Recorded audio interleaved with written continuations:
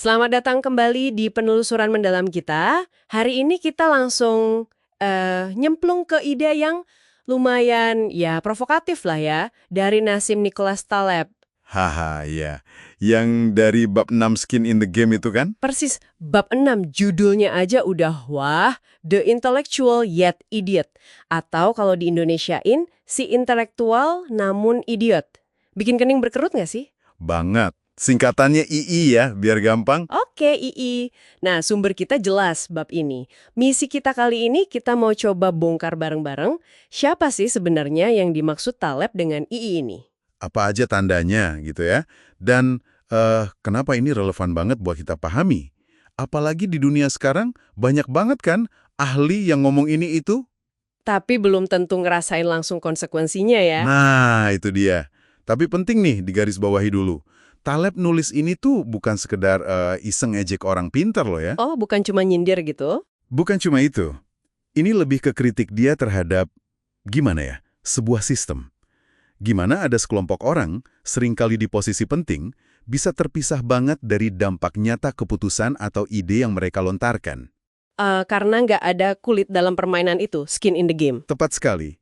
Ini semua soal struktur insentif dan risiko.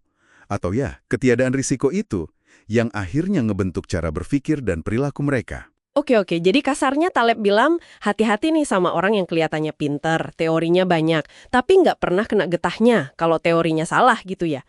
Nah, siapa persisnya si II ini? Betul. Menurut Taleb, III ini, ya, produk zaman modern lah. Biasanya pendidikannya tinggi, wah lulusan universitas keren gitu ya, Ivy League atau semacamnya. Tapi, Ada tapinya kan? Ada banget. Ironisnya, kata Taleb, pemahaman mereka soal realitas praktis itu dangkal. Mereka ini ada di mana-mana sebenarnya, tapi paling banyak ngumpul di kalangan tertentu. kayak di mana tuh? Ya, misalnya di akademisi ilmu sosial, terus media, lembaga think tank, birokrasi pemerintahan. Jumlahnya mungkin nggak mayoritas ya, tapi Tapi suaranya kenceng gitu, pengaruhnya gede. nah itu dia, pengaruhnya besar dalam membentuk opini publik, kebijakan, dan lain-lain. Terus apa dong yang bikin mereka jadi idiot di mata Taleb? Padahal kan katanya intelektual. Apa ciri spesifiknya? Taleb ngasih beberapa ciri khas nih, baik dari pola pikir maupun perilaku. Misalnya ya, soal pola pikir. Mereka ini gampang banget nyalahin orang lain kalau melakukan sesuatu yang nggak mereka pahami. Contohnya? Contoh klasik yang dia kasih itu soal pemilih Brexit atau Trump. CEE ini cenderung langsung cap mereka bodoh atau irasional, tanpa coba ngerti kenapa orang milih begitu. Jadi kayak merasa paling bener gitu ya.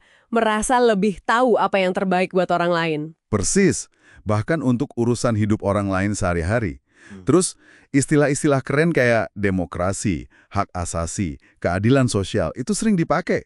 Gimana ya? Agak seenaknya, tergantung lagi dukung siapa atau apa. Jadi subjektif banget ya pemakaian istilahnya. Bisa dibilang gitu. Mereka juga senang damat pakai jargon yang rumit, teori yang jelimet, buat masalah yang mungkin sebenarnya lebih simpel solusinya. Biar kelihatan pinter gitu. Mungkin. Taleb punya istilah pedas buat ini. Bildungsphilister. Filistin terdidik. Orang yang pamer pengetahuan tapi pemahaman substansialnya, ya gitu deh. Bildungsphilister. Dalam juga ya istilahnya, kedengerannya kayak orang yang lebih mentingin citra intelektualnya daripada kebenaran atau dampak di dunia nyata. Terus gaya hidupnya gimana? Ada tanda lain? Ada. Dan ini kadang agak, ya nyindir sih, Talib ngasih contohnya. Kayak setia baca media tertentu aja.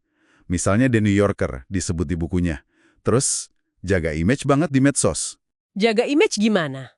Ya, misalnya nggak pernah kelihatan ngumpet atau marah-marah di depan publik. Selalu tampil beradab gitu. Terus, banyak ngomongin kesetaraan, tapi kalau dilihat interaksi langsungnya sama kelompok yang katanya dibela, minim banget. Kurang skin in the game lagi ya di situ? Betul. Mereka juga suka banget sama format presentasi yang singkat, padat kayak TED Talks. Bahkan nih, pilihan politiknya bisa jadi cuma didasarin hal-hal permukaan. Kayak, wah kandidat ini kayaknya orangnya pinter nih, kelihatan bisa dipilih. Jadi intinya kayak ada jarak gitu ya antara dunia ide mereka sama ya dunia nyata yang lebih ruwet dan kasar. Bisa dibilang gitu. Ada semacam keterpisahan. Dan kalau ditarik benang merahnya nih ya, balik lagi ke skin in the game tadi. Balik lagi ke situ. Karena mereka nggak ikut nanggung rugi kalau idenya gagal atau sarannya salah, fokus mereka jadi bergeser. Bukan ke benar nggaknya ide itu, tapi lebih ke gimana reputasi mereka di mata sesama IEI lainnya. Wah, bahaya juga ya kalau gitu. Kebijakan bisa salah arah dong. Itu risiko terbesarnya. Ketiadaan risiko pribadi ini yang jadi akar masalahnya. Nggak ada mekanisme umpan balik yang benar-benar nampon dari realitas. Malah Taleb punya tes unik nih, setengah bercanda mungkin ya. Tes apa tuh? Dia bilang, IEI itu nggak pernah deadlift. Deadlift? Angkat beban itu? Apa hubungannya? Iya, tentu ini metafora ya. Deadlift itu kan aktivitas fisik yang berat. Butuh usaha nyata, ada resiko cedera kalau salah. Ini simbol keterlibatan langsung dengan dunia fisik, kerja keras yang nggak cuma modal omongan, dan ya konsekuensi langsung kalau gagal. Oh, jadi metafora buat keterpisahan dari hal-hal yang real, yang butuh keringat dan resiko gitu ya? Menarik sih. Menarik kan? Dan satu lagi yang dia catat di bagian postscript bab ini. YIY itu seringkali susah bedalin mana satir, mana omongan serius. Gampang banget tersinggung kalau keistimewaan atau posisi mereka dipertanyakan. Wah, ini penting banget nih buat Anda yang dengerin. Konsep YIY ini bukan cuma teori buat diskusi di kampus ya. Ini kayak kacamata baru buat ngelihat dunia. Semacam alat kritis lah ya. Iya, alat kritis. Buat kita nanya nih, kalau ada pakar atau intelektual ngomong, pengetahuannya itu udah teruji belum sama kenyataan? Ada nggak sih pertaruhan pribadi dia di balik omongannya itu? Atau jangan-jangan cuma main kata-kata indah aja, jaga reputasi di menara gadingnya? Itu pertanyaannya. Betul. Jadi ini tantangan buat kita semua, buat nggak cuma silau sama gelar atau cara ngomong yang canggih.